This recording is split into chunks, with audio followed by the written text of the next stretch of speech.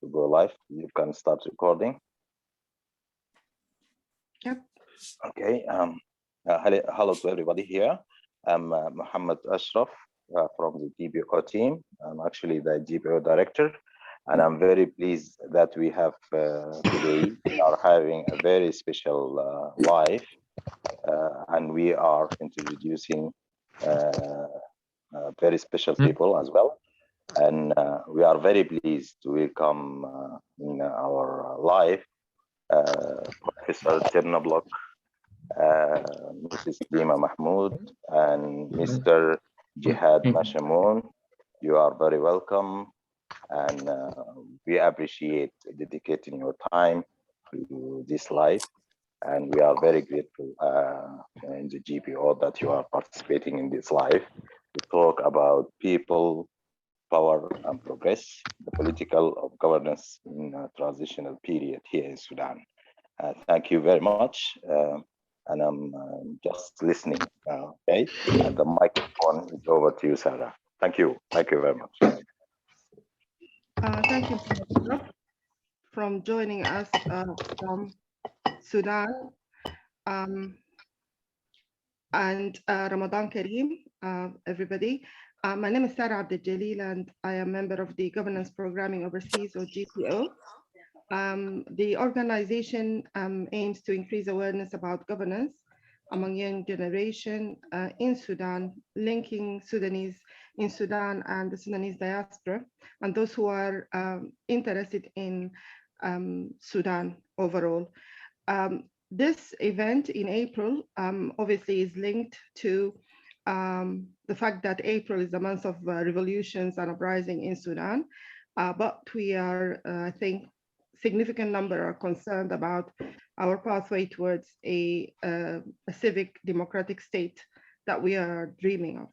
So we have the honor today to have three panelists, Jihad Mashamoun as the chair, Dima Mahmoud, and Tim LeBlanc, and we are looking forward for the discussion. We would appreciate if you will keep your mics on mute. And after the debate and discussion, there will be an opportunity for questions and answers. You can type them as well. We have posted the bios for the three speakers. There is a Google form that will be as well shared. It's a very short survey. And I think Jihad and Dima will share the outcome of the survey at the end of the discussion. So Jihad, the mic is yours. Okay, thank you very much, Dr. Mohammed and Dr. Sarah for the introduction, and good evening, everyone. First, before I start, on behalf of the panel, I would like to convey our appreciation for the GPO for organizing the event and for those attending, especially at this time. I'm sure everyone is either hungry or thirsty. So thank you for attending at this time. Before I start, I would like to ask the audience to have an open mind with this session and to understand that we are, the panel, are here within our capacities as researchers, where we hope to depart some of our experiences and what we learned from those experiences. As a moderator of the panel, I will open the session with a few remarks that will help set the tone of today's proceedings. Those remarks are the historical trends that I believe can be served as good reminders for all of us. Then I'll conclude by emphasizing the milestones Sudanese have passed through since December 2018. Finally, I will hand over the session to both Professor Tim LeBlanc and Dr. Dima Mahmoud. Okay, I'll start off with the historical trends. As a researcher on Sudanese affairs, I found there are fascinating historical trends that I believe we could all reflect on during this current proceedings. And these are 5. First, the spirit of resistance has not been changed in Sudan since the uprising of 1924. That is because naturally the ideas that have not been critically debated in open space have always encouraged Sudanese to spread critical values amongst themselves through creating social networks. Those social networks were critical in organizing the uprisings of 1924, 1985, in 2018.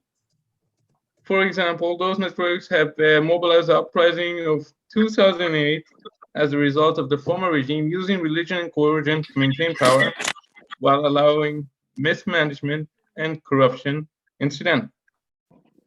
Second, revolutions and revolts and revolutions, are usually followed by high level of self-organizations by civilians, usually negotiating transition of power with the transitional caretaker authority, usually the military, for a limited period of time, and I'm emphasizing a limited period of time here. During those transition periods, the civilians use legal methods and accountability, such as the parliament and the constitutional court, to ensure freedom of expression and organization, with the exception of the events of 1960s that resulted in the coup of 1969, the May regime. Third, and this is actually important to emphasize, is that regional and international powers have always been involved in Sudan's transition periods. That's because the geopolitical positioning of Sudan, both within the Arab world and Africa, has a potential to have ripple effects in both regions. For example, I'm sure we all know heard that many analysts claim that and researchers claim that the countries in the region have been involved in Sudan's transition is because they want to stop revolutions from spreading into their own countries, i.e. Egypt, Sudan, Egypt, Saudi Arabia, and Emirates, and other countries. Fourth, and here I would like to emphasize what I found, is that there's a historical question that has not been answered till today, which is the transition authorities do not seem to have a coherent vision of what they're planning to do when they take over. Is it they're going to focus on state building and governance, or to focus on revolutionizing the state?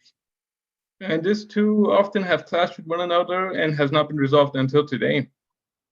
Last, I would like to emphasize, also shed light on this one, is that while women definitely were involved in leading the uprisings of 1964 and 85 and the current one, sadly their stake in power has been underrepresented.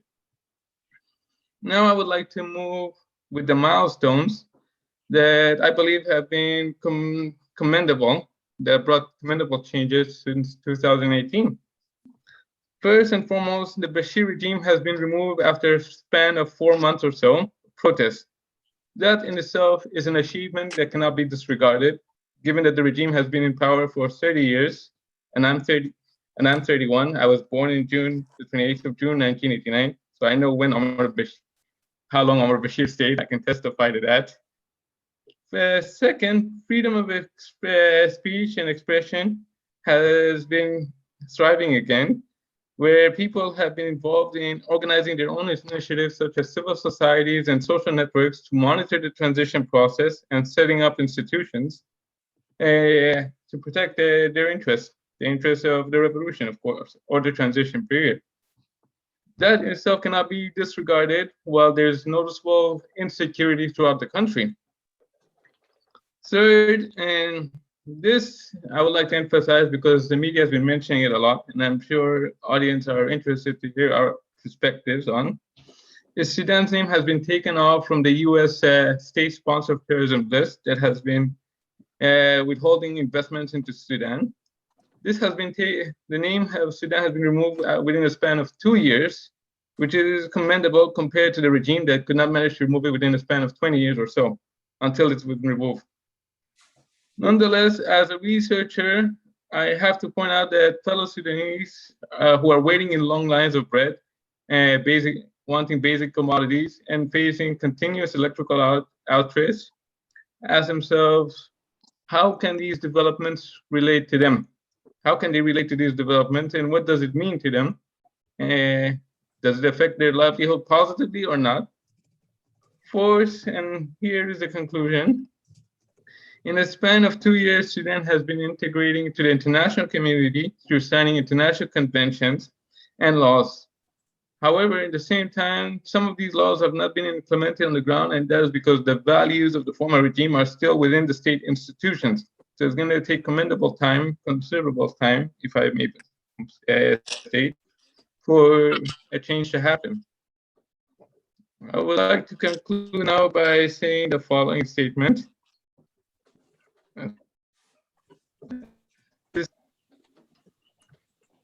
While Sudan has passed all these historical trends and milestones, questions come to mind. What does this mean to Sudanese living in Sudan? How can they relate to these milestones and trends? And importantly, how they can stop future military takeovers? This is where I'll hand in the session for Professor Timnit-Block to shed light on the global perspective of countries that went through transition periods and to explain the lessons that are learned from them. Afterwards, Dr. Dima Mahmoud will zero in on Sudan with a critical perspective that we're all looking forward to hear on the current transition period. Finally, we're going to have a Q&A session and we'll take it from there. Thank you very much. I give it to you, Professor Tim. Thank you very much, Jihad. That has got us off, I think, to a very good start. It's very nice for me to be interacting with this Sudanese group.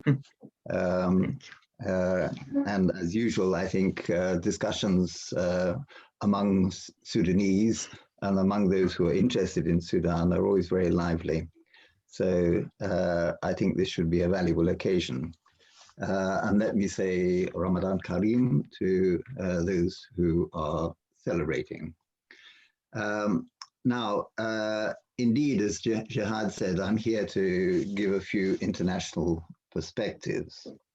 After I've spoken, actually, I'm hoping that I will have done myself out of a role. I think it is very important to consider international comparisons, but I also think that there's only so far that these kind of comparisons can take one, and I'll explain why I'm saying that soon. I should also make the point at the beginning that it so often happens that people who are interested in Sudan make comparisons with Arab countries, North African countries, West Asian countries. But I would say that one should move one's attention away from that, because there are perhaps the best examples outside of that region. I think actually probably in South Asia and in Southeast Asia. And I'll come back to the reasons for that. Okay, now the reasons why the relationship between the military and the political power, or the reasons, why I want to put this in perspective is that that relationship between the military and the civilians is so varied and takes so many different forms. Firstly, of course, one has to recognize that the military are always one part of political power, whether one is talking about Britain, the United States, Sudan, or anywhere in the world. The military are a key aspect of sovereignty in any state, and so they're bound to be there in some kind of sense. What does make the key difference, however, is the extent to which the military are able to influence policy, influence government policy outside of anything related to the armed forces themselves, whether they can have a role in economic decision-making in some sense, and political decisions, whatever. And also, of course, whether they form part of government, whether they have military people in government as well. So, I mean, that is the sort of basis. But then, going on from there, the involvement of the military, when they do have some kind of role in government, can take so many different forms. Firstly, of course, there are the cases where the military is, if you like, standing behind regimes, but is not at the forefront. They're not visible, if you like.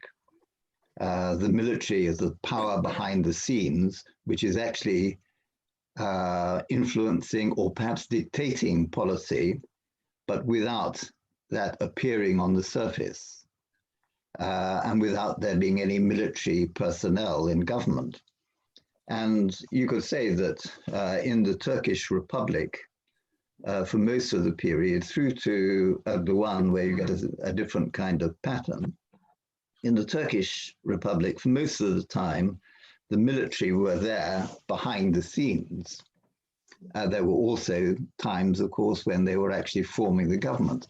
But even when there were civilian governments, they were absolutely critical to policy and to who was in the government.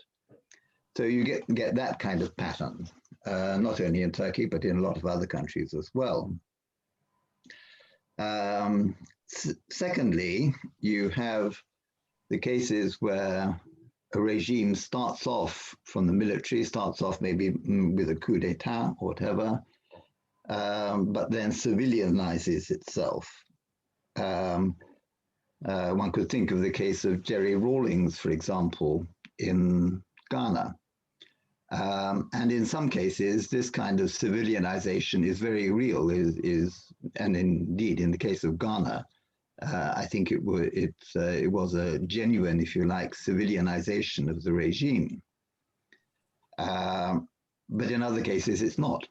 And you have to make that kind of balance. To what extent did Nasser's Egypt ever cease to be a military regime? Question. A lot of Latin American countries, by the way, fit into this kind of pattern. So that's a question, and all of the cases really take rather different forms.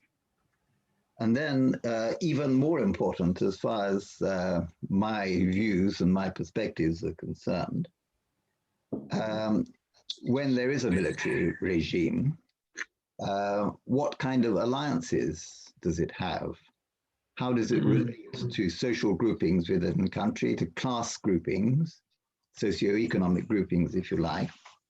How does it relate to existing political groupings or political groupings that it itself forms? And again, there you have such a wide variety of different options, if you like, of different cases which have existed.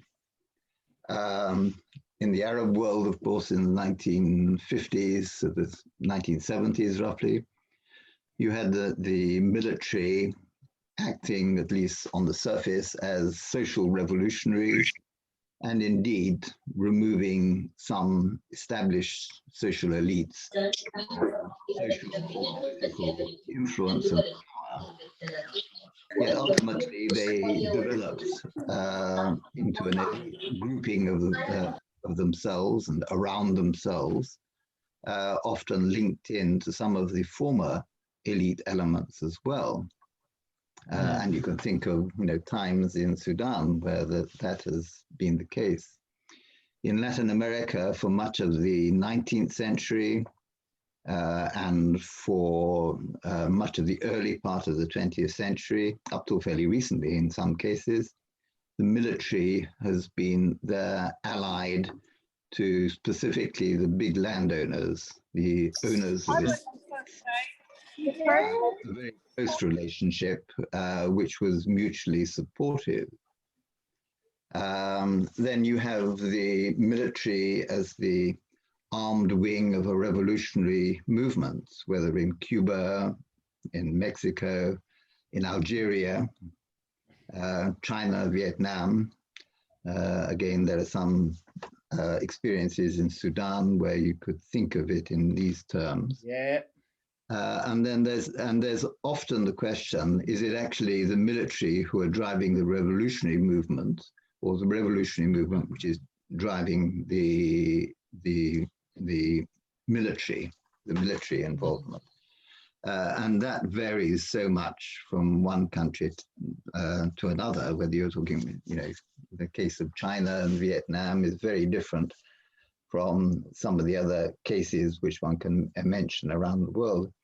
And there's also a case where it seems at any rate that the military are the whole the whole regime, and I think that would be a case of Myanmar, where the military own the key economic resources within the country, and where, if you like, they are the whole regime. And that's not quite true, actually, but you can certainly think of it in terms of the military being a class of their own. I'm not sure that's a good phrase, actually, but anyway, a body which seems to act often without any relationship to social or economic groupings within the country. And there are also the cases where the military involvement is not the top army leadership, but junior officers, free officers, and whatever. So there are all these different cases. And I think thinking about the case of Sudan, it is worthwhile bearing in mind these international kind of comparisons, but not lingering on that for too long.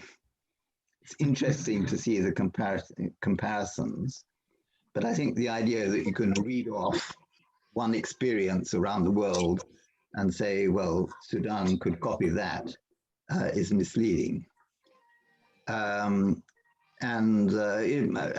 if you were to ask me if I were to categorize the it's fine. regime of Omar al-Bashir, especially after 1999, what category I would put it, I would say a mixture of Myanmar and India.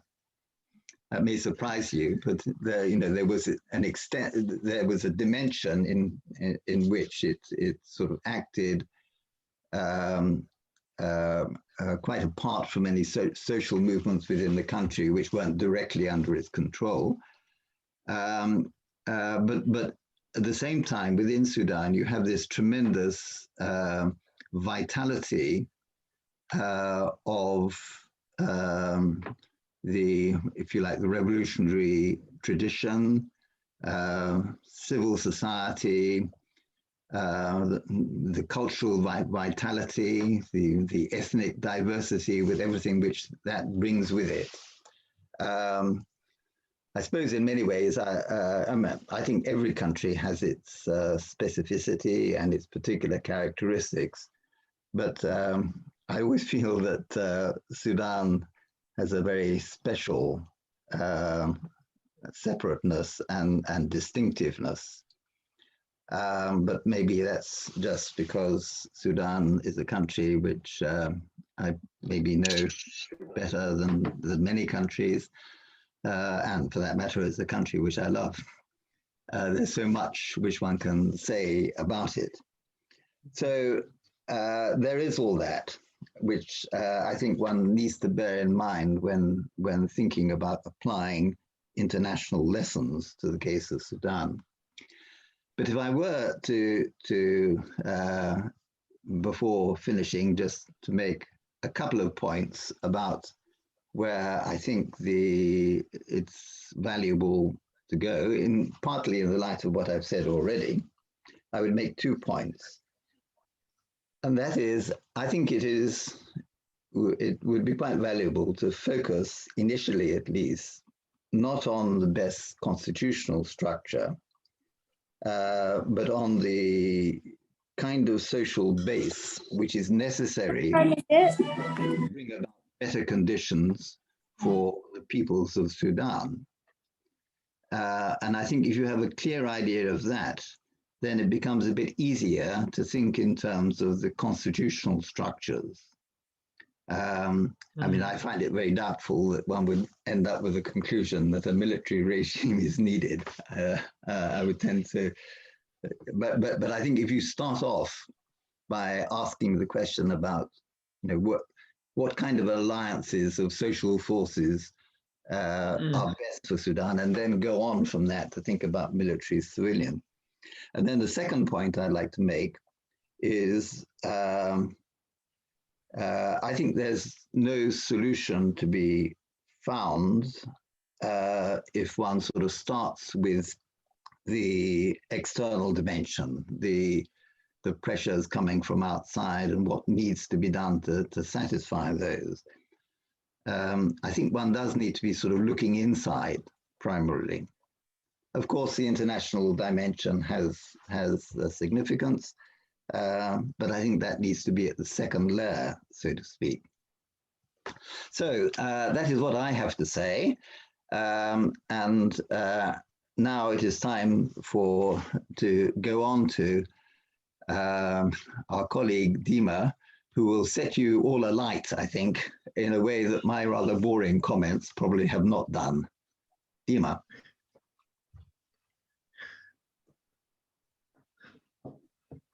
I'm going to take a moment and just celebrate that Tim just called me colleague.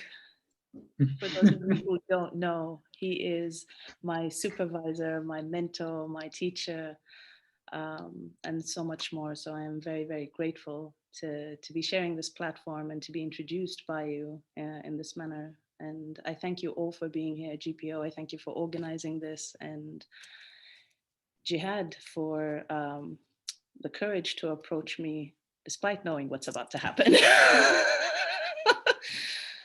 That said, before I start, I would like to invite you all to join me on a moment of silence in honor of our martyrs, the martyrs of Sudan, the martyrs of our glorious revolution, but also the martyrs to our very, very long march to freedom as people of Sudan.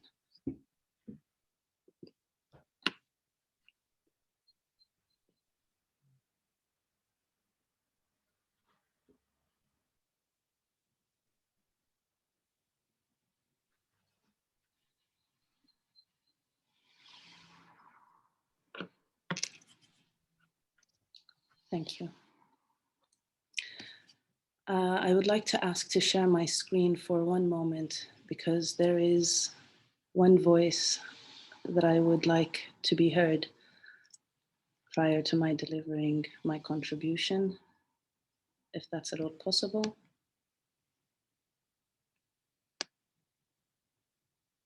Perfect, thank you.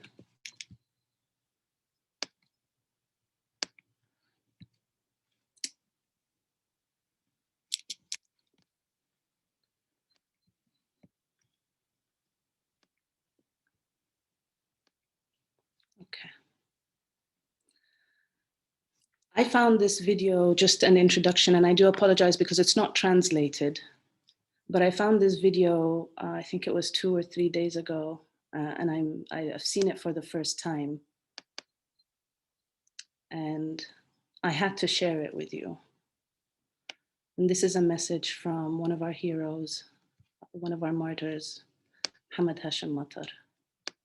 قال زول أقول حرام علينا لو دم الشهيد راح، بس لأنه دم الشهيد ما راح، ده اللي بنقول فيه لنا 4 شهور 5 شهور، وأنا شايف إنه حرام علينا لو دم الشهيد راح، لأنه ممكن يروح بعد ده، لأنه حسب بنقول دم الشهيد ما راح، لكن ما عارفين حيحصل.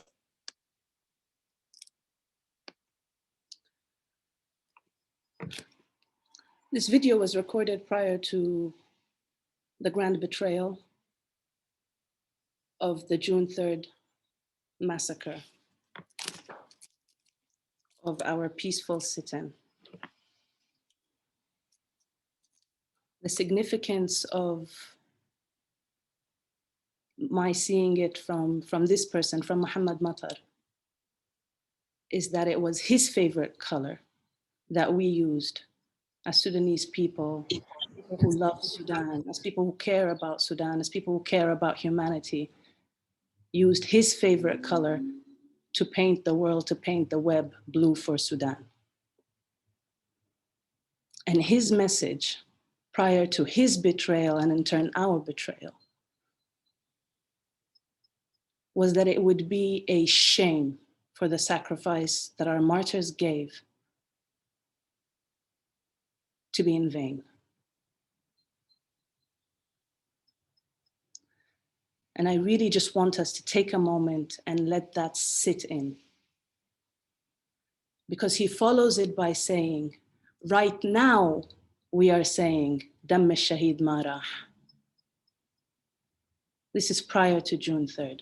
At that point, he was saying, we're saying this chant now, we're repeating this chant now, but we don't actually know if our martyrs will be served justice, if we will deliver justice for our martyrs. He was saying that not knowing that he himself would be a martyr, but knowing full well that there is a solid chance he would, and ready and prepared for it as well. And the reason I start this, I start today on this note, is that central to any conversation is one question. And before I ask you this question, for those with us now, if you haven't taken the survey yet, I'll ask you this question. Please put your responses in the comments. If you have at any point since December 2018 said or uttered the words, Damm al-Shahid ma rah, say something in the comments now.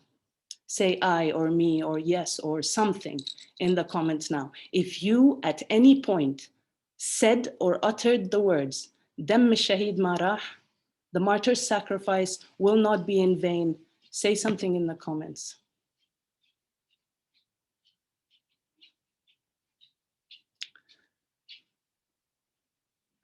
And close your eyes for a moment and ask yourself, how much is a Sudanese life worth? How many more of us need to die, need to be killed, need to be disappeared or tortured for the rest of us to live? For the rest of us to live a life where our lives are worth more alive than they are dead?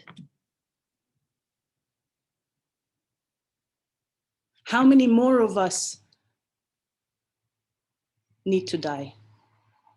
That is the question that needs to be central to any conversation about progress in Sudan. How much is our lives worth? Is it worth bargaining? Is it worth crumbs? Is it worth superficial milestones? With all due respect to any milestone that has been mentioned thus far, they are breadcrumbs. Our martyrs took to the street, our youth took to the street. Those of us who were on the streets took to the streets for the system to fall. The entire system. Madaniya 100%. 100%, 100% civilian. That was the demand. That is the demand. And there can be no compartmentalizing it. And there can be no prioritizing one over the other. And there can be no excuses. We cannot keep creating excuses. And just like Tim said, it's not one size fits all. And Jihad, you started with some lessons from beyond Sudan. We have lessons within Sudan. We have our own lessons. We have our own history of every single time we tried coming together in unity. One of the martyrs I stopped and I paused to honor before we started in our moment of silence was the late great John Garang, a man who truly and genuinely called for the unity of Sudan. Now, whether we tried coming together as a country or coming together as a people, every time we came anywhere close it was shattered. It was shattered, and it was shattered from within. And it was shattered with something that had a seed from a regime before. There is the lesson.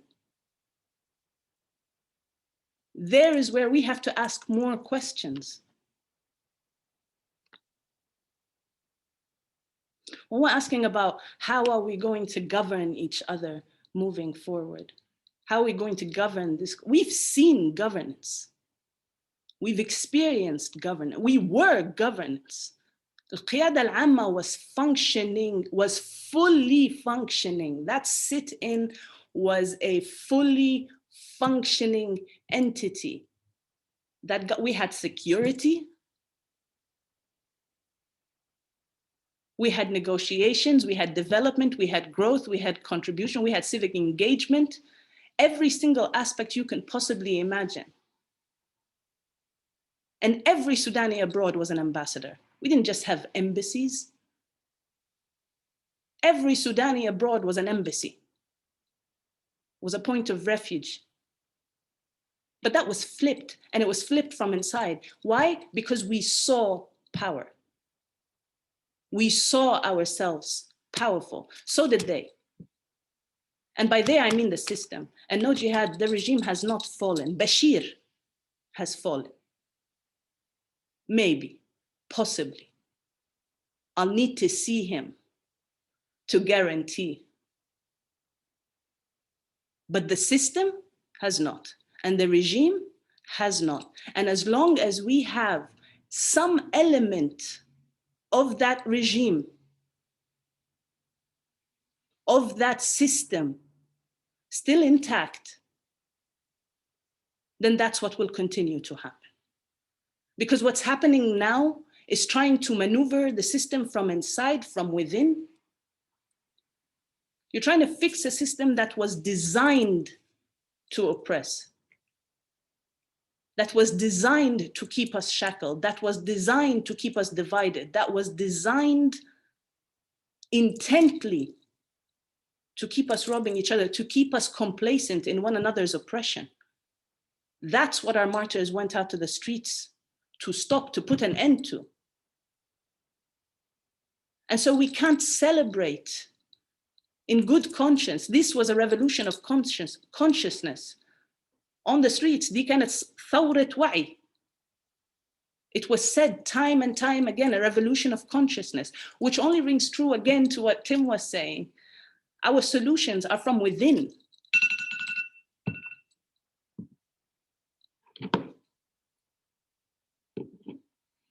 We have to change how we're looking.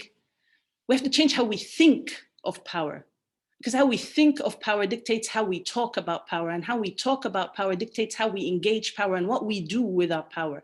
Our power was robbed. It still continues to be robbed right now.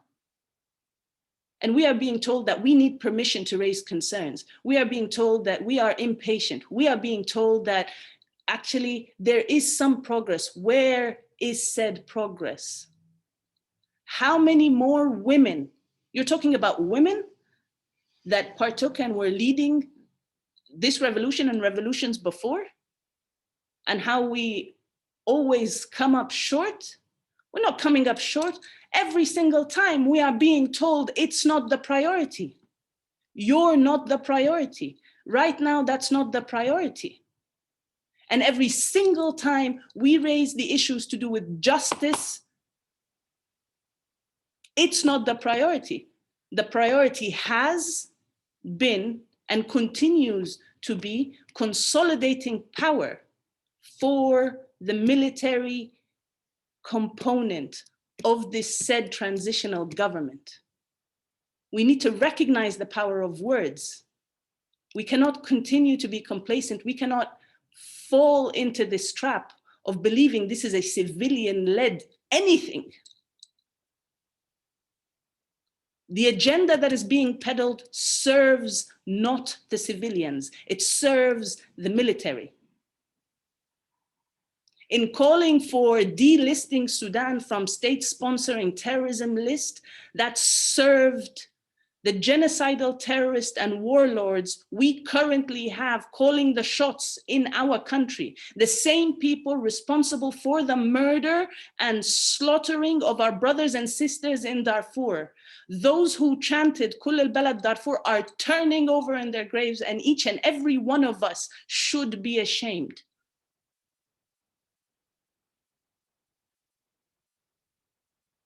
How we use words, the intention and the attention we put on words make a difference. This conversation about what recommendation a transitional government can, no, here's the recommendation for this transitional government. Own up to how you have outmaneuvered people's demands in every single corner.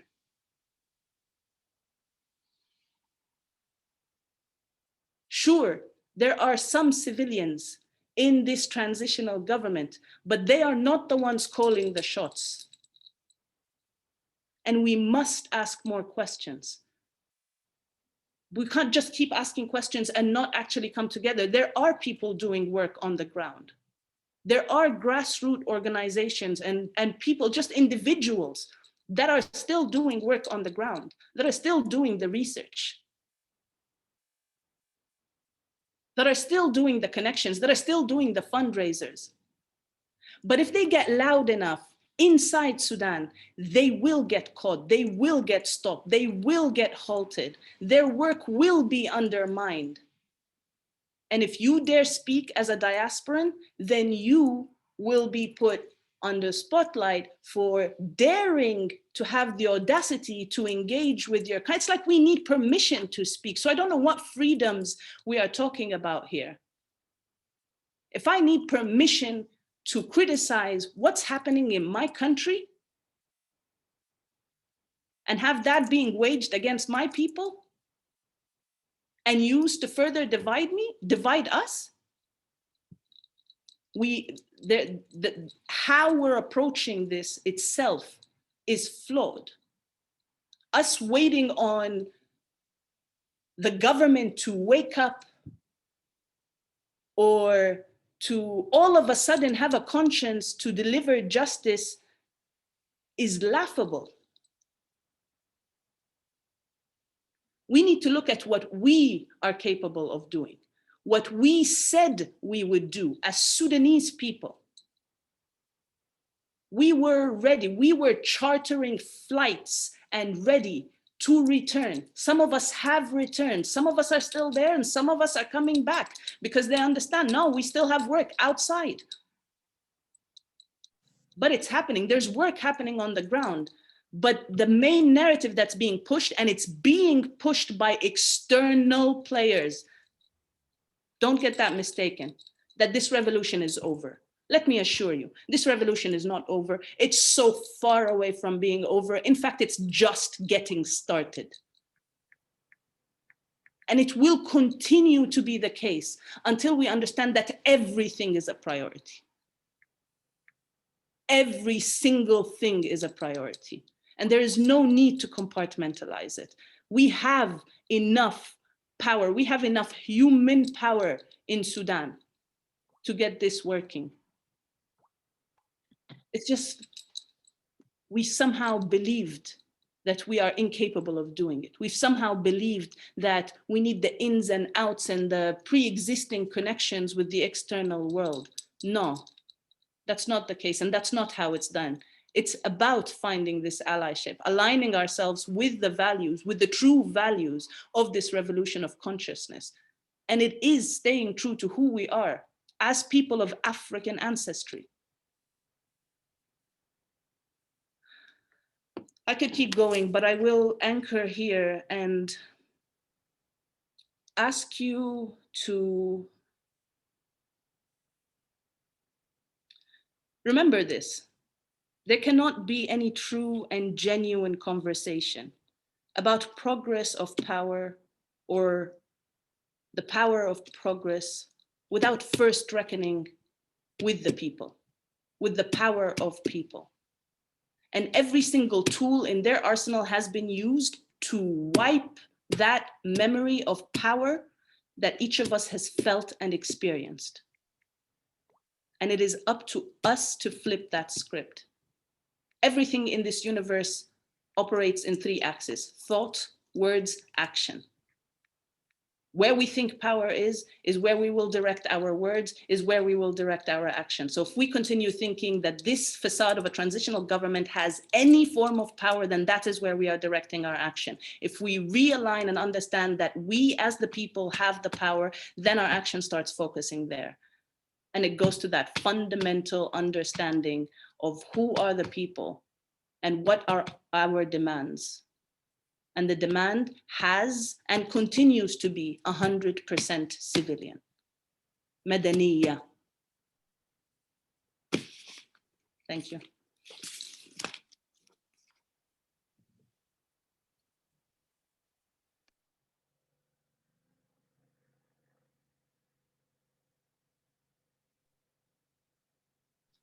Jad, you're muted. Yep, sorry. Thank you very much, Dima. You always have a certain amount of energy that encourages a debate, critical debate. That's why it was actually a pleasure approaching you from the beginning. And thank you very much, Professor Tim, for your insightful analysis. I do agree also. I mean, that's my opinion. I'm sure the others, everyone has their own opinion, that Sudan is a special case on its own because of its own historical experiences. So we can't rely on looking on the outside, as Dima has also mentioned, so I'm tying it together. I will open now the discussion, the floor for discussion, for Q&A sessions.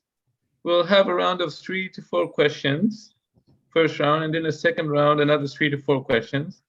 If I may ask the audience to ask their questions, but to keep the questions short and concise if possible.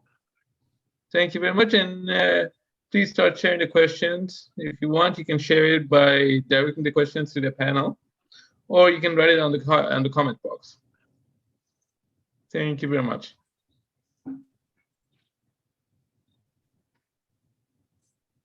So we have Neil, if you can unmute. Thank you. Thanks very much. 2 of the speakers, both Dima and actually Jihad as well, made reference to the residue of the former regime in the way the transitional authorities are currently working. Jihad talked about the values of the former regime still being present in the state institutions. Dima obviously made very, very clear that in a sense the revolution had barely begun and the existing regime as was is in place, despite perhaps some superficial appearances to the contrary.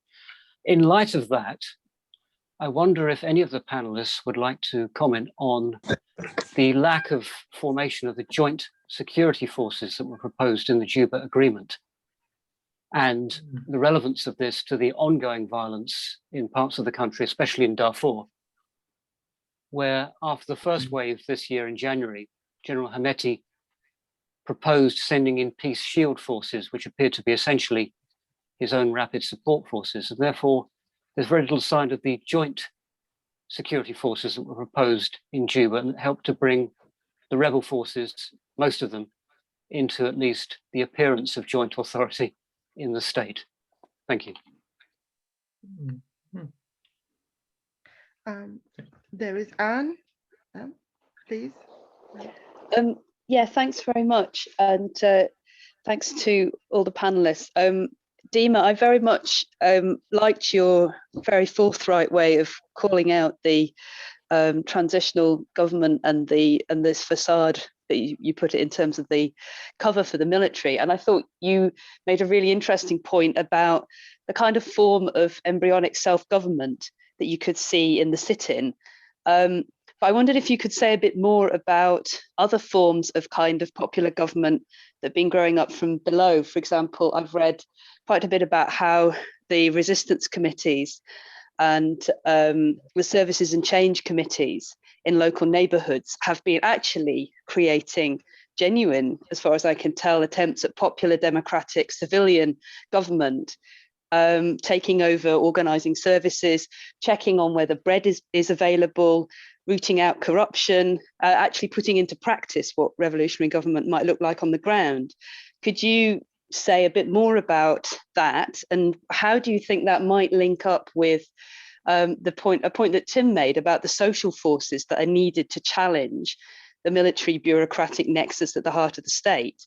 Because if you look at the lessons of all great revolutions, unless they take that on, you can't just do it at a local and municipal level, however radical, or in sit-ins or forms of kind of protest.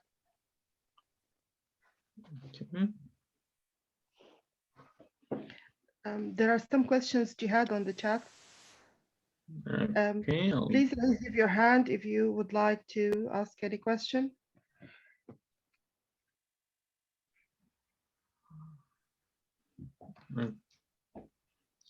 Okay. Yeah, there is another question coming. Okay, I'll look for it. Hello. Oh, Hi. yeah, Ayas has her hand up. Hello. Hello, hi. Thank you guys. Thank you everyone for this great lecture or panel. I appreciate all the comments made. I'm gonna go right into, I wrote my question in the section, the comment section, but I'm gonna say it again. And that's the meddling of regional powers and Dima talked a little bit about this. The meddling of regional powers in Sudanese lives and politics, specifically the Emirates and Saudi Arabia and Egypt. And now with the dam, just a few days ago, the Emirates actually had the audacity, as I mentioned in my comments, to propose something that lands in Eastern Sudan, Al-Fashaka, where Ethiopia and Sudan have been fighting over that land for the past few months, to be divided into three. So Ethiopia will get 20%, Sudan will get 40%, and the Emirates will get 40%. So even the meddling is I don't know what to say, but it wasn't even this bad during al-Bashir time. And I feel like this government is complicit in this. And I just don't know what can be done. And this is not just my question. I think it's the question of all Sudanese people is how are we going to deal with this civilian faction of the government that's very complicit in all these, very complicit with these powers and their agendas in Sudan. Do we call for the overthrow of Hamdok and how can he be replaced? And or do we not want the forces of freedom of change to rule anymore? But what's you know, it's the same question, al-badil shinu, what's the alternative, and how we can come and how we can reach that so we can further the agendas of the Sudanese people and not, you know, not these forces. Thank you. Okay. Okay. We'll take on this list of questions we just heard now. First, who would like to go, if I may ask, to answer these questions from the panel?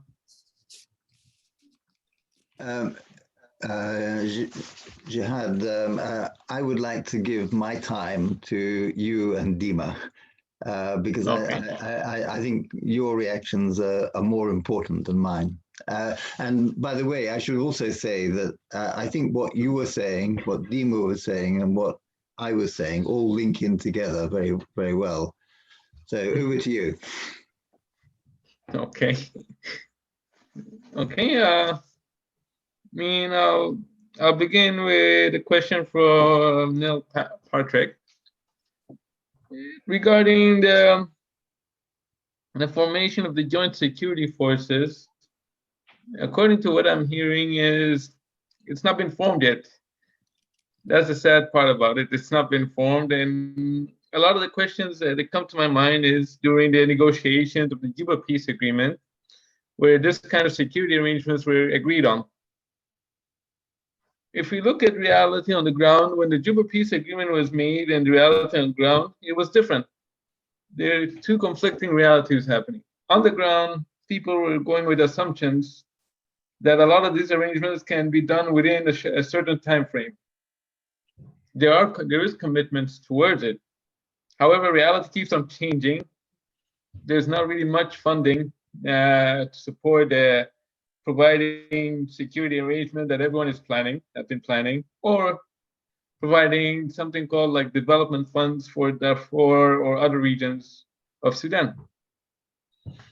Sadly, until now, there's not much been said about the joint security forces besides the focus that has been shifted into encouraging a lot of the rebel force, oh, sorry, not rebels, armed forces to leave Khartoum and to go back to their containment regions. I mean, that's my knowledge of it. I'm sure Dima might have something much more insightful. Dima? You've made this a very long response, Jihad. But first of all, Tim, thank you for yielding your platform. I've told you this the first time we met, and I'll repeat it again. You're probably more Sudani than I am. So you are as much part of this conversation as are your inputs. But I do appreciate this yield in connecting these dots. Neil, in short, the official response to your question is it's a process. This is the response we have received in asking about anything to do with progress under this so-called civilian-led transitional government. And this is exactly why I say the system has not yet fallen and that the regime is very much intact. Because being part of agreements that won't necessarily be implemented or will later be used as a loophole is what this regime has done, is what this regime does.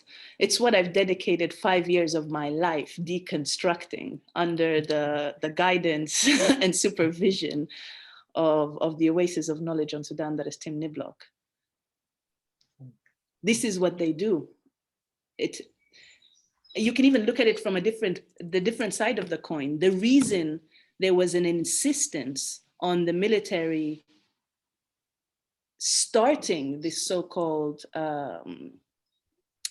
co-leadership is because they said they are the only ones equipped to provide security. Now let's all take a moment here and laugh together because I think the world needs it. What security are we talking about that they can provide, that we're even starting to think and look at, oh, well, there was this agreement of potentially joining forces. There is no interest in joining anything but consolidating their power. And that is then prompted and supported, and we can go into this as we respond to Mayas's question, by regional powers and the interests that they would be serving for regional powers on the account of Sudanese. So when we're looking at why things haven't been implemented, there is no intention on implementing anything that will actually yield tangible change in Sudan. We can sit here and Willy Wonka the situation left, right, and center, sugarcoat it if you will. Sure, some policies have been passed and we can sit and celebrate the superficiality on that. Like the law on public dress, for example. Yeah, there was a big celebration about that. But we still have a 13-year-old who got killed by her father. Haq Samah, by the way, if you're not, follow that hashtag. There is no genuine intent, and it goes back to genuine and true intention for change. And understanding that there has been and continues to be a psychological warfare waged against our people. And so anything that is released at any given time, if it seems like something we should be celebrating, pause. And understand that there is something else, something bigger, something far more catastrophic that is happening that requires some sort of cover-up. And if you don't believe me, you just need to look back at the time, the ruling of the 27 soldiers or officers who were involved in killing the teacher. Because when that ruling came out to appease some people that there was some justice to one of the martyrs, Darfur was literally on fire. And these things are being presented to the Sudanese people to continue distract from the complete and utter lack of progress. And we cannot hold this government accountable as Sudanese people. We, whether we're continental Sudanese or diasporan Sudanese, we cannot hold any government accountable before first holding ourselves accountable to what we are doing and what we are letting go of, and we are letting slip in the name of progress or in the name of benefit of the doubt or just excuses. I didn't catch the sister's name who was asking about civics, the grassroots movements and the civil society engagements. But I do appreciate you for the question, sister. And it goes, it's the same thing at the attack that is being waged, whether they're organizing on a basic level, whether they're organizing, volunteering, going to, oh my God, I'm drawing a complete blank at Furn, because it's not a bakery. Whether they are volunteering time to help make the bread or distribute the bread or organize that, or they are just organizing for security or cleanup or whatever it is that continues the work that had started during the sit-in for it to grow and continue going better. If it's making this transitional government look bad, and it doesn't take much to make this transitional government look bad, it will be shut down. Believe there has been made at least 2 attempts to shut every single grassroots organization that is really looking to engage people for genuine change being shut down or being discredited and dismissed.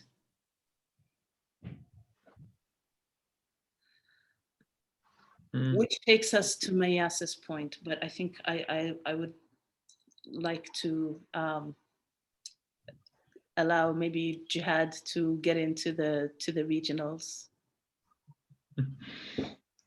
Thank you very much, Dima. If I may actually add to your last comment about the resistance committees, and this ties into what Professor Tim Niblock mentioned, that some sort of a new alliance can need to happen for a transition to go through. I do recall since 2019, and after the government took power and everything, the military had always tried to develop a close relationship with the resistance committees, because it understood that the resistance committees actually were quite representative of the people. Of course, the resistance committees, if I may also add, had another power behind them of them mobilizing people. And that actually superseded the declaration forces on its own. They actually, at times, they actually pressured the declaration forces to mobilize. They did it quite often. So there is actually a potential for that to happen, but it's too early to judge unless they decide to actually go forward with it. It's too early to judge. They're not really coherent as a body yet. They're not even coordinating committee there for them. Regarding the meddling of regional powers, yes, I've seen that, if I may add. I've seen the deal, and even one of the civilian leaders, one of the leaders came out from the Sovereign Council and said, Emirates actually wants to sell Sudanese land or hand over Sudanese lands, takeovers to Ethiopia. Yes, that's disappointing, and it's actually disappointing to see that a country believes it has taken another country's destiny. It's really, and it's disappointing to see, and this is my perspective, it's not the GPO or anyone else's perspective. It's disappointing to see that a government would allow something like that, civilians would allow something like that to happen, or that to be on a negotiation table. It's quite disappointing. Happening to stop this matter is the power of the people, really. I mean, the pressure of the people to go out and say, we do not accept this kind of agreement or this deal to be put on the table to begin with. That way the civilians can act, but the civilians are actually weak, and that's why they're complicit. I mean, if I'm using terms of weakness here, words have power, as Dima reminded us all, and I do agree that they're actually being complicit because people view them as being weak. They're seeing it from another perspective, that they have to ensure that the military would not attack the people. Again, once the people,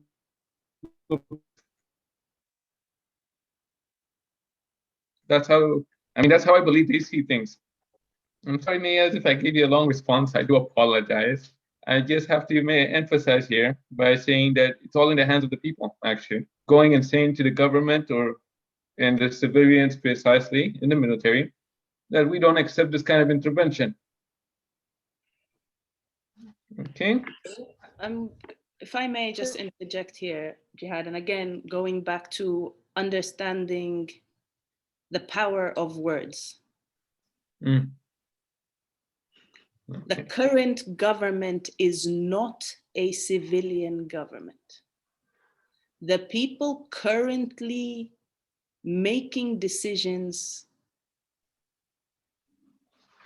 are not the civilian component of this transitional government. We must be very, very clear on that. Because if all we are receiving, if the output from this government is what we have on the ground, and we still choose to believe that this is what civilian-led looks like, we have a much, much bigger problem than the blood of our martyrs having gone to vain.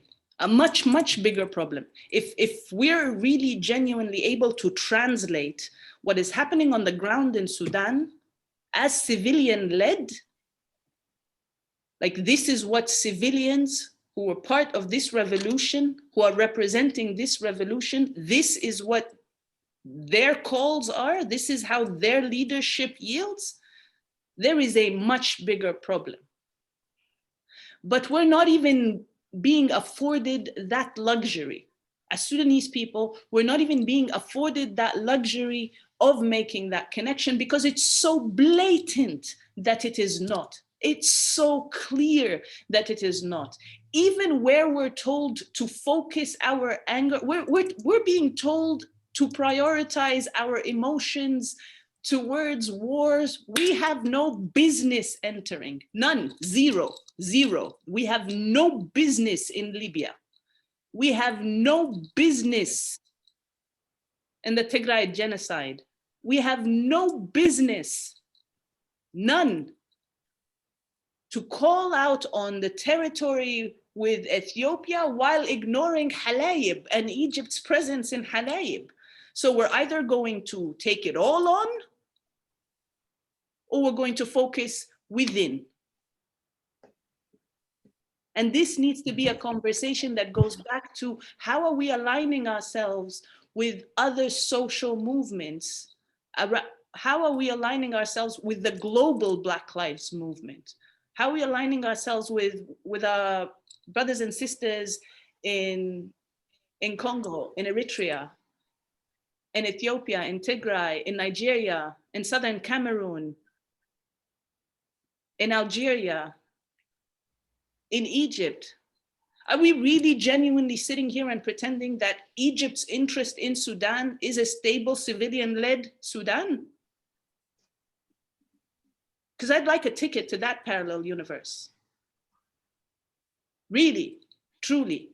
It is categorically against Egypt's interest for this revolution to succeed, yielding a 100% civilian-led government in Egypt. That is not something Egypt can have in its border. To its back door, that's simply not something Egypt can have. If we're talking about lessons learned, let's look at that. Ego will not get us anywhere in saying, oh, but our situation is different than Egypt's. It's 10 years later. After Yaskut Hukm al-Askar in Egypt, it's 10 years. later. They are ruled by Sisi, who is now very heavily meddling in Sudan, in what our military is doing, in how our military is wielding its power against us. And land is being sold. And so it goes back to the regime itself has not fallen. This is what the Bashir regime had done in its time. How much Nubian land, fertile land in North Sudan is being leased out to the Emiratis, to the Qataris, to the Saudis, producing their food, shipped out with stamps made in Saudi Arabia, made in UAE, made in Qatar, while our people starve. Can I just, for the sake of time, Dima and Jihad mentioned that there are other people who raised their hand. So there is Ghada and Bashmandis Hashim Mohammed Ahmed, and we have Dr. Haidar Ibrahim as well. So, yeah. Thank you very much for the opportunity. I'm going to keep it very short. Professor Niblock, Dr. Mashamon, Dr. Dima, thank you for this really, really insightful conversation. And I always believe that a historian should always have a seat at the table. And Dima, your on the ground analysis, your sort of historical perspective as well, and Jihad, your practical guidance on looking on both sides is very helpful. So my question is just generally for the ignorant person such as myself who hasn't really been involved in the daily politics of Sudan, what is the business community's what are their efforts in helping shape the conversation? And Dima, I would love if you have a perspective on that, since I believe you've been in the ground more recently. And that's all I have for now, but thank you again for this robust discussion. Thank you. We have a Sharif. Yes.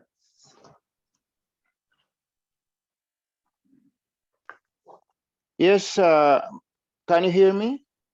Yes. Yes. Thank you for this work, nice work. My point is that, quick point, that the civilian government is complicit in this whole issue.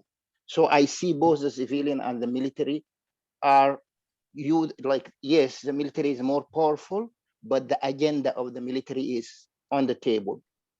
I'll cite 5 points. First, without those 5 points means the civilians, the military is on top of it, and the civilian government, including the minister, Hamdok, is also complicit. First, why they are not taking Bashir to International Criminal Court, or at least try him inside. 2, why the internally displaced people are still refugees next to their own villages. They can see that those villages. 3, why Sudan is fighting Ethiopia, not Egypt. 4, why the investigation about the military headquarters martyrs is still not yet addressed. So the committee, Nabil committee, is just they're not willing to say anything about it. They're hiding it. And the last thing is the military is still owning public enterprises and the land and the land grabbing. So those 5 or 6.5 points just show us exactly that the civilian is complicit and the military is on top of it. Thank you. Thank you very much, Sharif. I'm not sure if Bashmandis Hashim Ahmed raised his hand and Dr. Abdulatif, but I can't see him. Okay. Bashmandis, I've asked you to unmute if you want still to participate. And yeah, yes. Hashim Ahmed, thank you very much. I raised my hand earlier, and then I thought that there's going to be a discussion between the participants in the debate. And so I thought I may not be allowed to ask a question or any intervention. However, I was thinking about what Professor Tim have mentioned about the patterns. And the Egypt button and the button of India and Myanmar, as he said. I don't think that Sudan lies anyway between those two buttons. Sudan is unique. First, it is unique in its revolution.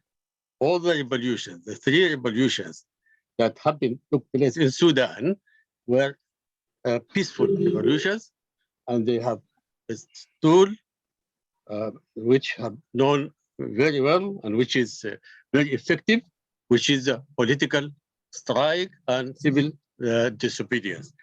And this has succeeded, in fact, in the three occasions. It is unique also now in having this democratic transition being obstructed, and we reached a stage while we have a new button other than Professor Tim have mentioned, is we have a military government now, not a civilian government, we have a military government. Taking Dima's comments, in fact, I can say no more. I completely, 100% agree to what she has said. It did not fall yet. لسه ما سقطت, and nothing have been achieved as far as the not only the transition, the democratic transition, but even in having a Sudan. I mean, you know what's happening now in the suffering. As far as the revolution, I think it has been kidnapped, and the military is now taking over, and it is a continuation to the previous regime of al-Bashir. No more, no less.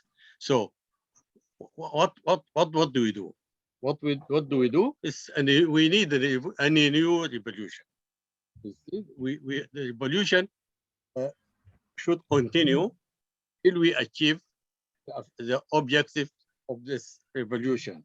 And we have to depend upon the people. And we have to have new alliance forces, which is formed of the grassroots, the people, the different organizations, civil society organization, all those who took the brunt of the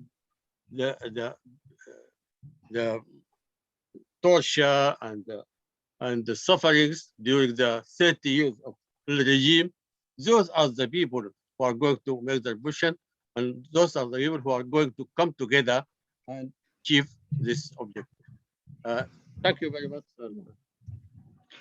Thank you, Bashmohandis Hashim. And I think Dr. Haidar Ibrahim from Egypt as well. Dr. Hamid Ibrahim, obviously, and he's well-known scholar in social studies, and we are very grateful for him to join us as well for a comment.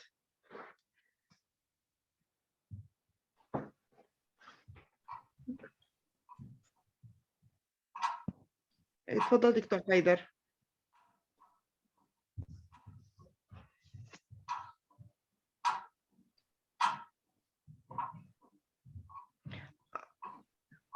Okay. Can't hear you, Dr. Haidar. Can you, Jihad?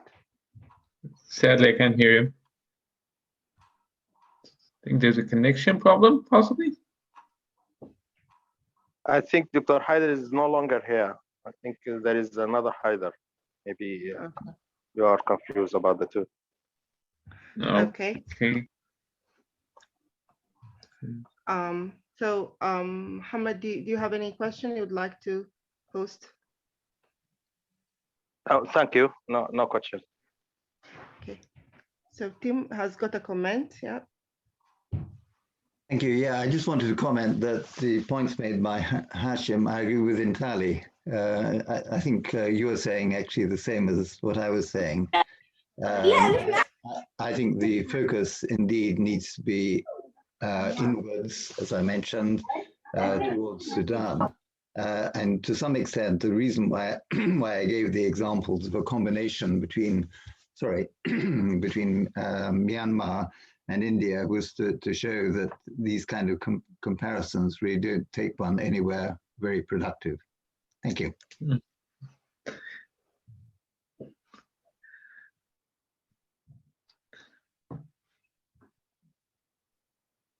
Okay. For that, Tim, I think I did see that it was the same thing being said. I didn't feel there was a disagreement, but rather an emphasis into that. I don't want us to miss Ghada's point and Hashem's as well, I believe. So I just want to make sure we're mindful of any more questions, or perhaps we can start answering them. Jihad, you and I can start responding, Jihad, and in the meantime, if any other questions pop up. There is one question on the chat, and Jihad, if you can add it to your, I think it's directed to Tim, just as well. Okay. If I can, I'll mention it now to on behalf of the panel. Professor Tim, what is the September Revolution look like for you as a historian? Is it V-shaped with short downturn, or U-shaped with a long downturn, or an L-shape? I think I'm going to return this again to my colleagues, who I think are better. By the way, I'm not actually a historian. I'm well, a political economist, if you like. And this is the question about V-shaped and so on. I'll have to think that through a bit, actually, try and work out which way things go. But if I can, hand over to the other two. Okay, I'll start off. I'll be more than happy to answer this one, and then Dima, you can take it, or if you want, Dima, I can go after you. Okay. I mean, in general, and I'm being a researcher here, revolutions are messy. It's a messy business. In transition periods, they're the most messiest that can happen until, as Professor Tim LeBlanc mentioned, until a new alliance is formed between different different forces. That's where it becomes a curveball, or if I may say. That's where it becomes a curveball, because we have a lot of assumptions and expectations, and that's where the disappointment comes, is when the assumptions and expectations are not being met. In the case of Sudan, people had a lot of assumptions and expectations with the civilians being showing up and claiming representation of the people before the military. People had expectations on those politicians. Some said from the beginning, we don't really have expectations. We know how this is going to end for all of us. That's some people, and it's understandable. Others had expectations that maybe this is a good chance for the opposition to finally represent their perspective and to share a vision and to lead Sudan into a different direction. That's all I could help with, Omer. I hope Dima can answer it better. Dima? I'm inclined to answer it from my humanist hat as opposed to a researcher one, though it falls just as true, I think, in that I see revolutions as U-shapes only because they're U-turns, and there is a return to the roots of what's been eating at the heart of the system that's being brought down. That being said, I do want to emphasize that the revolution isn't over. In some of the comments and the questions that are raised, that there needs to be a restart of the revolution or there needs to be a new revolution, what we need is a reminder that we said we will not be going back without our demands. There is no going back without our demands. So if I'm going to be speaking on a personal level, that's where that is. We need to keep going back until we get to the very root of the problem.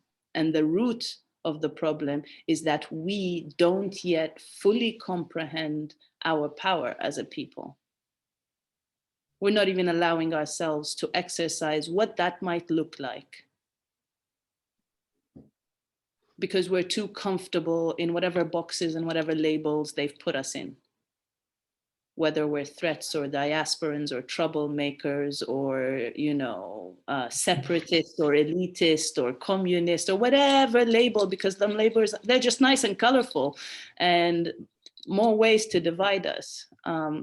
And understand that whatever crumbs that will be thrown out at us as progress will need to be divided up among that many labels. So how I see the revolution, it's ongoing. And I do want to touch on this point of the uniqueness of Sudan, because it keeps coming up. And I feel it is a big part of the challenge here, in that we need to understand that's a double-edged sword. Our uniqueness cannot be used as a crutch to stop us from fully engaging with the possibility that what had happened to others before us might very well be happening to us. That's one of the systematic rejections of, oh, this won't happen to us because we know better, or because we saw it, or because we are better, or because we're more politically aware or more politically conscious, or because there's this Sudanese exceptionalism or this Sudanese uniqueness, or that our uniqueness in understanding our interconnectedness. And the second that goes out the window, as does our uniqueness, because we all of a sudden lose all the elements of strength that come in with our differences. And that's the nexus that this transitional government and its regional and international allies are operating on. They're operating on the hope that our differences will prove to be the ultimate food and nourishment to our ego, that we will be too big to work together. Which, Ghada, takes me to your question about business and what business roles, what we're seeing businesses do. Obviously, there's too much going on to be able to properly assess that. I definitely can't assess it from the angle of my visit to Sudan, because I was literally only in Khartoum for maybe a total of 10 days, and they weren't consecutive and they were separated, because my intention wasn't to be in Khartoum. I went to my village in Shamaliya. I could not actually stand being in Khartoum because it was so heavy. Those clouds were extremely heavy. I personally felt physically the weight of the martyrs looking down, saying, what is happening? So some, and this is part of the split, some businesses said, okay, we want to start investing in Sudan. We want to start having our branches in Sudan. We want to start sending money into Sudan to start planting seeds there, and so on and so forth. The rest are, some others are doing it on a consultative basis, where they're still rooted in the diaspora, but still working or trying to give recommendations or free consultations to start building these bridges, which is why I'm saying there is potential. There is potential for a resistance committee, for the grassroots movements, for the people to organize the way we have organized before. There is still trauma that we're not able to fully resolve because we're not actually allowed to talk about it, because if we dare bring it up, then all of a sudden we're dwelling. So the intention, I would say, is very much there. The potential is absolutely there. It's the patience and the willingness to be open and to be vulnerable with the amount of things that we need to collectively heal from. And I know these aren't necessarily languages or words that we hear when we discuss revolution and politics and, you know, international systems. And I say international systems and not communities, because one of the questions here was, is there something the international community can do? Let's be very clear. There is no international community. There is humanity, and then there's the international system. The international arena where people collectively watch other people get traumatized, get murdered, get brutalized, get marginalized, get torn to bits and pieces, while corporate governments and capitalism and white supremacists are reaping all the benefits. But as an international community, in the sense that it has been fed to us and conditioned to us to believe in mainstream academia, it doesn't exist. No people will get up and scream, and then all of a sudden all the other governments be like, oh, hang on, let's actually do something. And Kofi Annan told us this in 2012.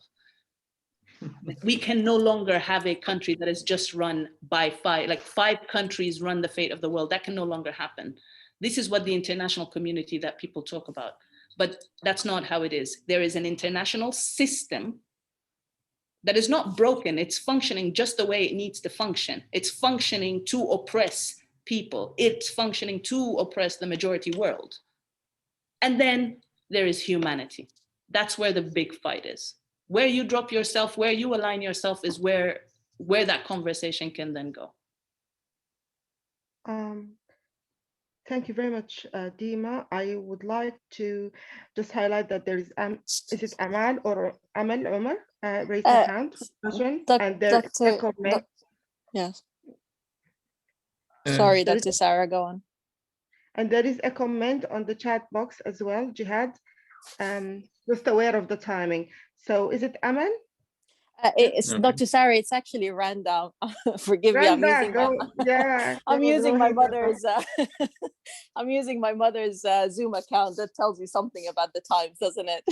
The times that we live in. No, I just wanted to present a real quick question, and forgive me for I've actually just dialed in the last 20 minutes or so, so I missed the majority of this really riveting and so very relevant discussion. My simple question to the panelists or indeed any of the participants is, what's the role of the current leadership, the vacuum in leadership that we have in Sudan, and our ability to really organize ourselves to be in a better position to overcome the current challenges?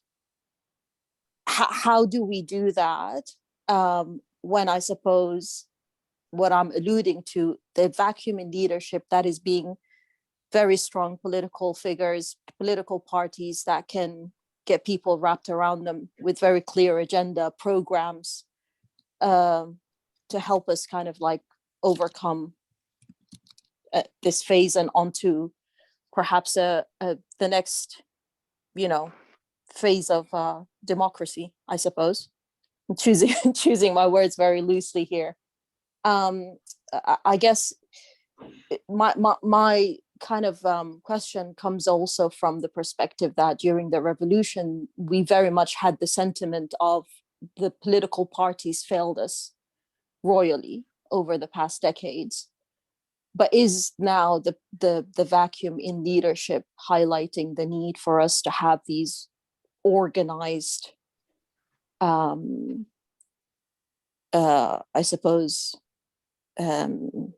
parties, leaders to help us, fill in that gap and begin to move forward? As we've seen, we all wrapped ourselves around the professional Sudanese Professional Association, which almost to my mind acted as that political party really that led us to getting the revolution.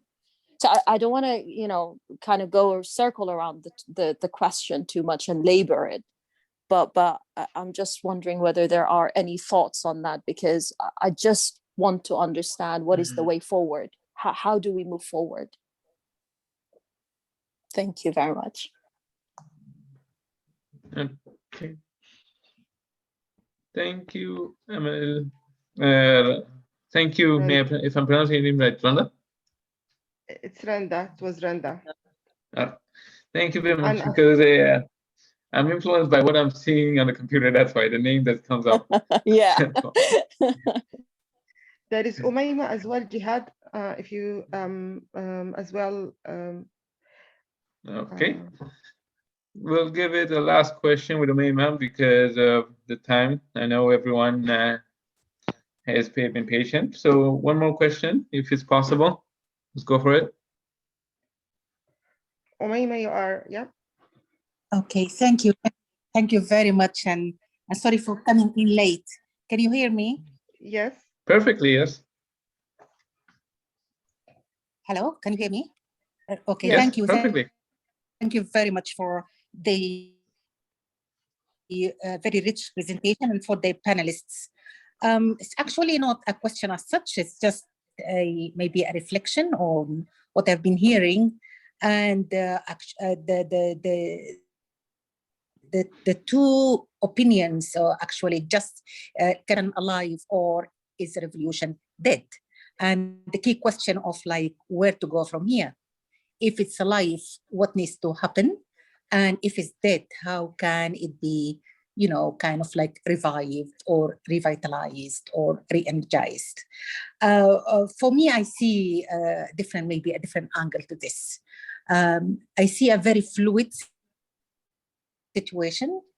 I see an equal power of maybe the key actors in Sudan, whether the civilians or the military component, seeing that there is no one actor at the moment or no one force at the moment that has more power than the other, which is really a very dangerous situation in itself.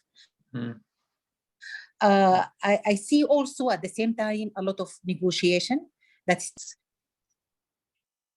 and these negotiations could be taking a military form, like what we have been seeing in Darfur, for instance, in Al Junaina and in Al Fashir, the South Darfur, and also in Eastern Sudan before that.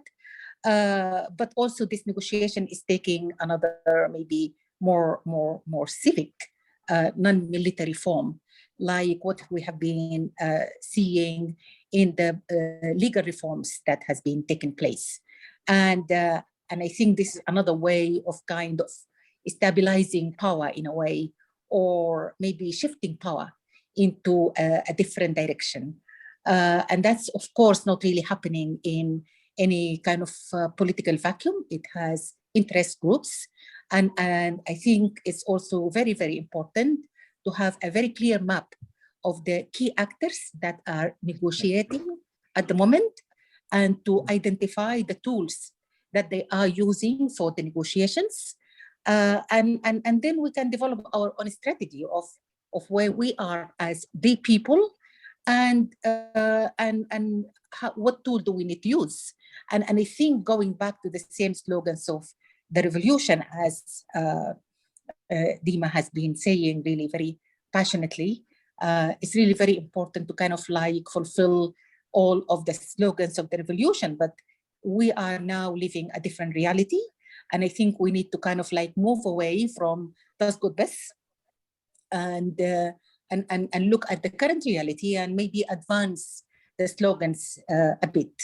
The last point I would like to just flag is the role of the international community, not in the sense of the political international community, but rather the humanitarian development international community, and the role that they are playing, quote unquote, in supporting the revolution, supporting the transition by providing resources, and particularly providing financial resources to build the capacity of the transitional government, and basically the capacity of the civilian transitional government. Hamdok and his cabinet and the other, circles around it, but they're not really touching the capacity of the military at all. So for me, this is really a key question, if this building of this capacity has been taken 2 years, since the fall of al-Bashir's regime. And we haven't really seen any kind of different situation or an enhanced capacity to run this state in an effective revolutionary way. Then and the military is not touched, and at the same time is really functioning quite well in the sense of like their strategy is really being observed and being advanced in the way they think needs to happen, which runs contrary to the dysfunctionality of the civilian government. And even this dysfunctionality can be quite debatable, because is it intentional, this dysfunctionality, is it intentional? They don't know better, I mean, or is it really an intention of just running it this way to empower the military? Is kind of like also raising some kind of skepticism about the way things are being done.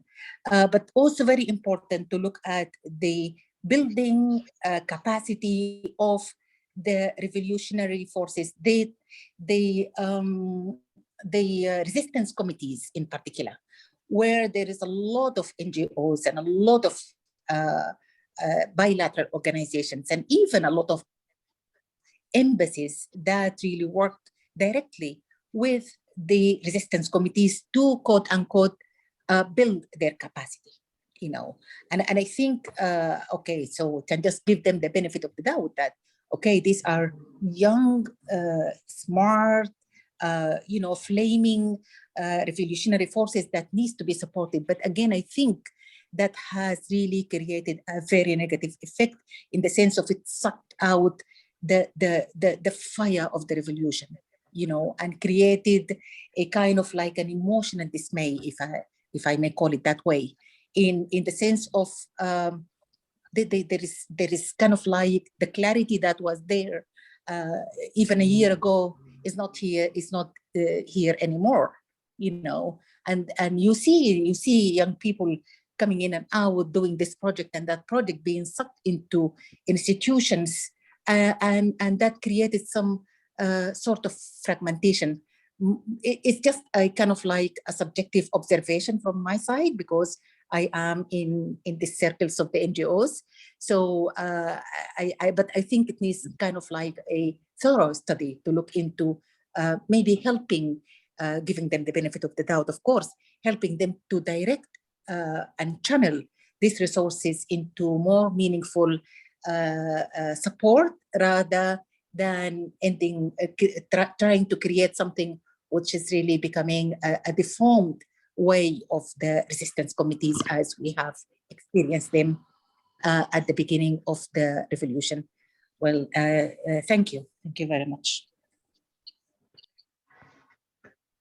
Thank you very much, Umayma, for your comments and your sharing your thoughts with us. If I may add, actually, Umayma, and this ties into what Mehdi Fadl and Sharif and Ghada Mashmoon. It ties in that we need a strategic vision. Currently, there's no from my perspective as a researcher, there's no strategic vision because everyone is going by expectations and assumptions. We're expecting the best from the government, and the government is expecting, again, Dima would mention this earlier, and she pointed out correctly, and I agree with Dima on this point, that it's actually, the weakness of this is that the military is in control. The military is a powerful group in the government. It's in control, and it controls the civilians. The civilians are complicit by allowing this to happen, but I'm sure there's other considerations in their mind. Now, that aside, looking at the vision, there hasn't been a strategic vision guiding the transition period so far. When the declaration forces came to power, came in, they immediately set out goals.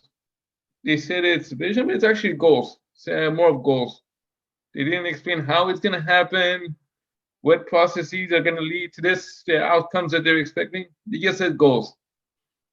And that's why there's this frustration that I believe everyone is experiencing in Sudan, that expectations are not being met, there's not much communication out there, and that's my opinion. There's not much communication from the government side of what's happening, or the civilian opposition that joined the government, or who are calling for joining the government. They didn't give much communication to the people. That being said, there are actually diaspora and the business elites. They have a vision actually. Now, tying that vision within the local communities in Sudan, that's a different matter on its own. It needs to be synced with those two to guide a vision. I mean, from what I'm seeing, and this Dima, Professor Tim Neblock, I'm sure Dima is going to have a critical response to this one. You bet. I'm sure she's going to have a critical response to this one. Is that the business community, yes, they're interested. And I believe that's actually a good opportunity for Sudanese to use. But Dima, if I may add words to you, Dima, here, Dima would say those interests are vested and they're not aligned with the goals. We don't have to take these kind of interests. We just have to take the interest that's suitable for the Sudanese goals. Now, that's a matter that we can put on the agenda when there is a vision. But sadly, at the moment, there's not really much of a vision guiding the transition. And again, that's why I would like to add this. Are we building a revolution or are we building a state? What is the vision?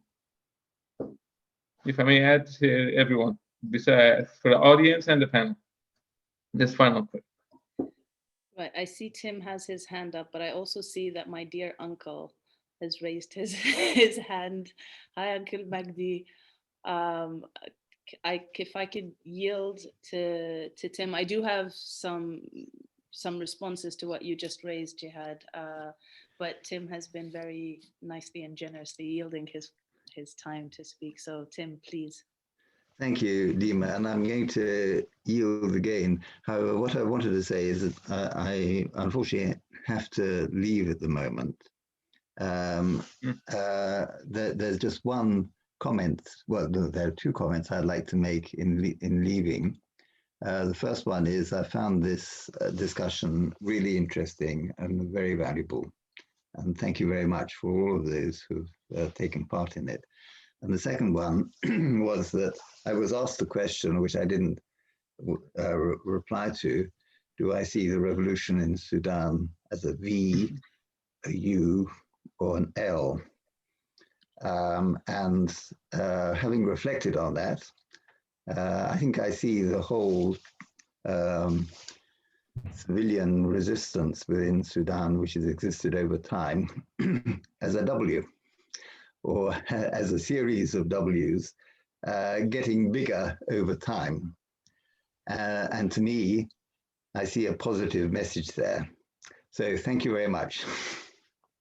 Thank you, Tim, very much for your contribution. And I just want to highlight that we have contribution from Dimas. Is it Mr. Fadl? And then I think Jihad, the breakfast here is just approaching. So, yeah. Okay, if we may add Mr. Fadl's question, if it's possible, then we'll. You're muted, Uncle Magdi. And this gives me a good opportunity to remind you to please make it a quick and short question because people in Sudan are about to break their fast. Haram. We still people in the UK too, Dima. Oh, people and people in the UK. Sorry. I'm hungry too. Can you hear? We can't hear you.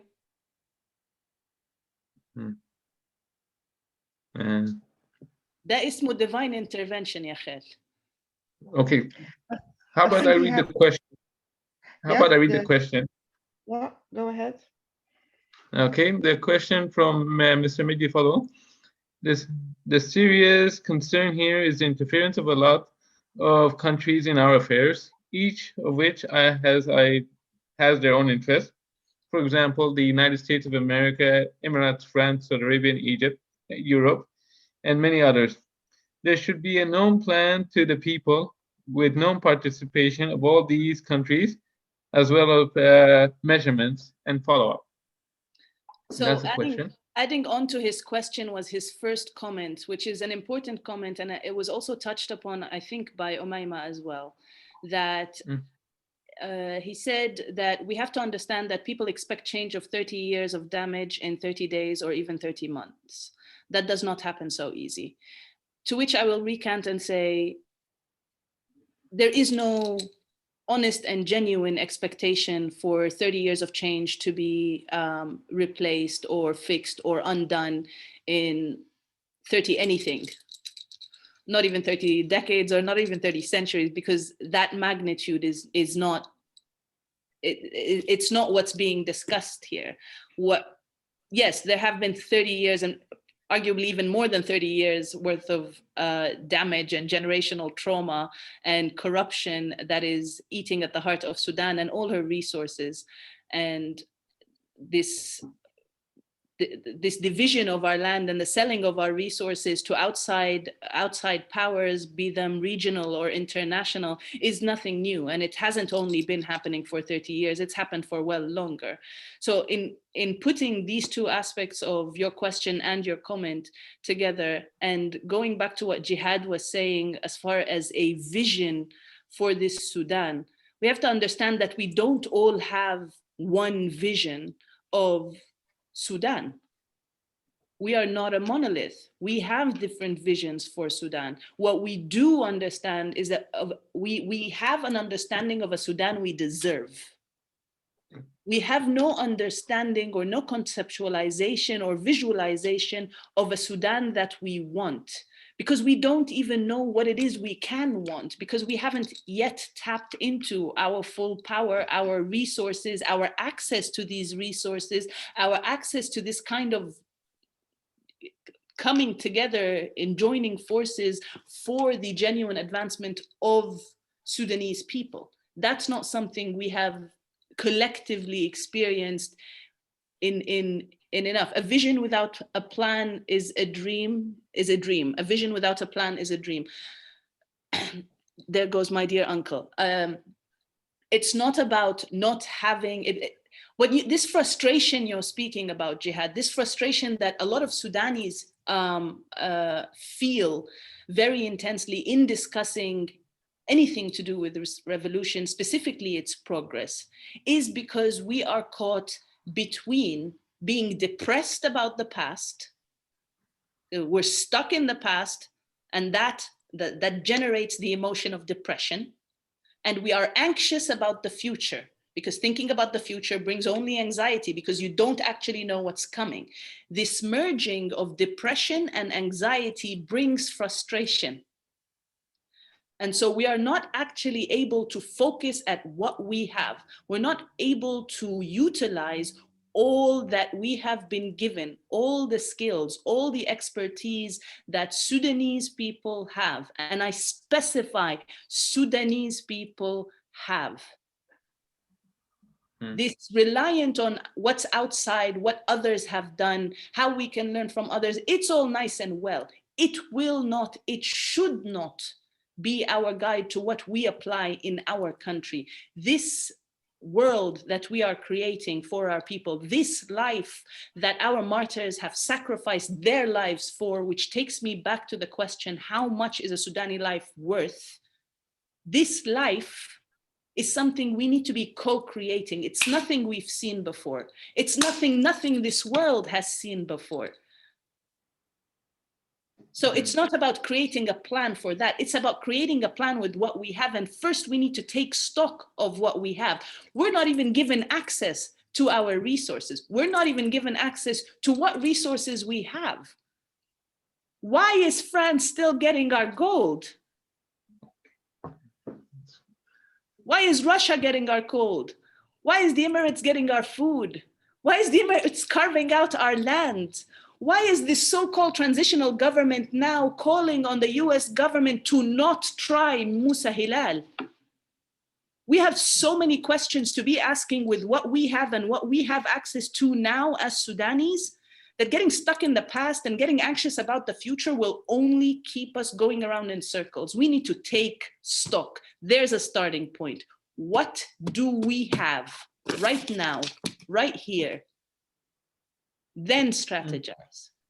We can strategize knowing what we have. We can't strategize with what we may have, or what we might receive, or what an external power might allow or not allow, or rally people or put money behind or not. That's what keeps us going around in circles. What do we actually have as Sudanese people? And right now, we just have the words of a transitional government that is led by a genocidal terrorist and warlord.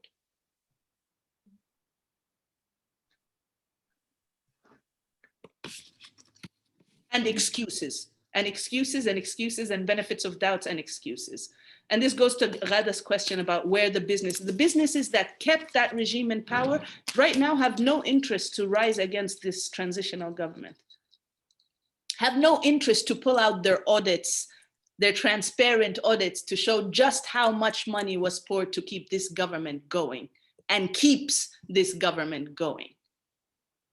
When we have someone who was in the position of foreign minister of the country, who worked with an organization that wrote an article saying, we are tracing the money of former regime members of Sudan out of Sudan. This person had a direct alliance with that. Where is that knowledge? Why isn't it transparent? And why don't we as Sudanese people have access to it? George Clooney was very nice and happy to say, save Darfur, look at Darfur. And then he wrote this article saying, oh, well, we focused on getting the money because it's the money that's going to help. Well, right, okay, well, Bashir's out. You said you've tracked the money. Where's the money?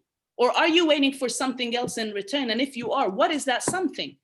We have no access to that as Sudanese. We need to take stock of what we have. To be able to strategize, to be able to plan, we need to understand why certain countries all of a sudden went silent and why certain countries are all of a sudden paying insane amounts of money to support the military staying in power. Okay. Thank you very much, Dima, for always bringing up critical energy into the debates, if I may say. Words have power, as you taught me always. Words have power. And unfortunately, we ran out of time. We went over time, and we're actually happy that we got this debate open. And hopefully it will encourage critical debate among the audience. And we'll have a follow-up event, hopefully in the future, at the convenience of the GPO and Dr. Sarah and Dr. Mohammed. What we can summarize is that Sudan's experience is on its own is unique. It's really unique. I mean, Tim gave that and mentioned it earlier. I do agree. Every case study is specific with its own historical past and future trajectory. Yes, we can learn from the examples of other countries, but we also need to understand, not undermine our own histories, our own experiences, and how we can use that to develop our country's experience or future prospects. And of course, as a second point to sum this up is, there's always going to be a vested interest in Sudanese democracy, or whatever possibility of democracy for Sudanese themselves, whether it's inside or outside the country. At the end, everything is in the hands of the people, of saying what they want exactly and selecting their representatives or people to represent them, or to form their own revolutionary government. I'm sorry, not revolutionary, using grassroots movements. Words have power. I'll conclude. Sadly, we'll have to conclude this session. I thank you all for attending. Ramadan Kareem, and I and Dima will follow up with a briefing, and we'll share with everyone in due course. Thank you very much, everyone, and I hope this was a fruitful discussion for all of us. Thank you very much. Thank you very much, Dima. Thank you, Jihad, and Tim, although he's not here with us, and for those all who have attended, and for this sort of discussion, which is really very useful. and hopefully we will follow up on this discussion, and we're looking for the briefing, Jihad and Dima, and sorry for going over time.